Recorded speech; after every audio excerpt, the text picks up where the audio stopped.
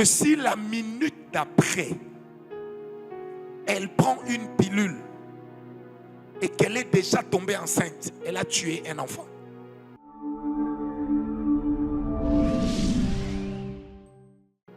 Dès qu'elle tombe enceinte, dès les premières tierces, je ne parle même pas de secondes, Dieu prend l'esprit, il met dans le ventre. L'homme envoie le corps, la chair, qui sera en train d'être formée. Dieu amène l'esprit. Maintenant, quand Dieu va amener l'esprit en elle, cet esprit-là va trouver un corps en formation. Et automatiquement en elle, cet enfant commence à devenir une âme vivante. Mais elle est encore dans la mer. Peut-être même qu'elle n'a pas commencé à cracher. Peut-être même que son ventre ne s'est pas déformé. Mais l'enfant existe déjà. Et en ce moment-là, cet enfant, dès que Dieu l'appelle enfant, qu'il soit embryon, qu'il soit fœtus, c'est un être humain qui a déjà une destinée. Vous me suivez? C'est pourquoi Ève dit, quand elle a vu Caïn, elle dit, j'ai formé un homme. Elle ne dit pas j'ai créé. Elle dit, j'ai formé un homme. Avec l'aide de qui? De Dieu. Quelqu'un me posera la question.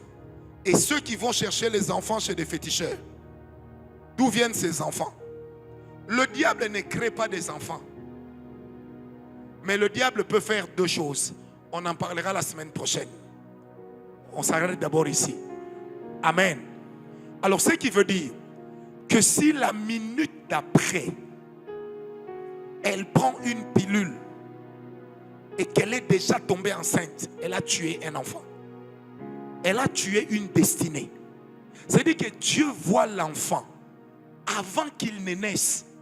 C'est pourquoi il dit dans Jérémie 1, verset 5, avant que tu n'aies été créé, comme le plus petit atome. L'atome est plus petit que la molécule. C'est invisible à l'œil nu.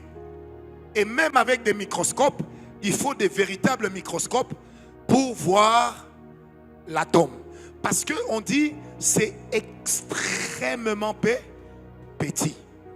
Maintenant, pendant que l'atome, qui est l'enfant, cette particule extrêmement petite, entre dans la femme, Dieu lui donne déjà un nom. Il lui donne déjà une destinée. Il lui donne déjà des prophéties. Il lui donne déjà un planning. Ça veut dire que pour Dieu, c'est quelqu'un d'entier qui existe. Vous comprenez maintenant pourquoi est-ce que l'avortement, surtout volontaire, est une chose qui ne vient pas de Dieu.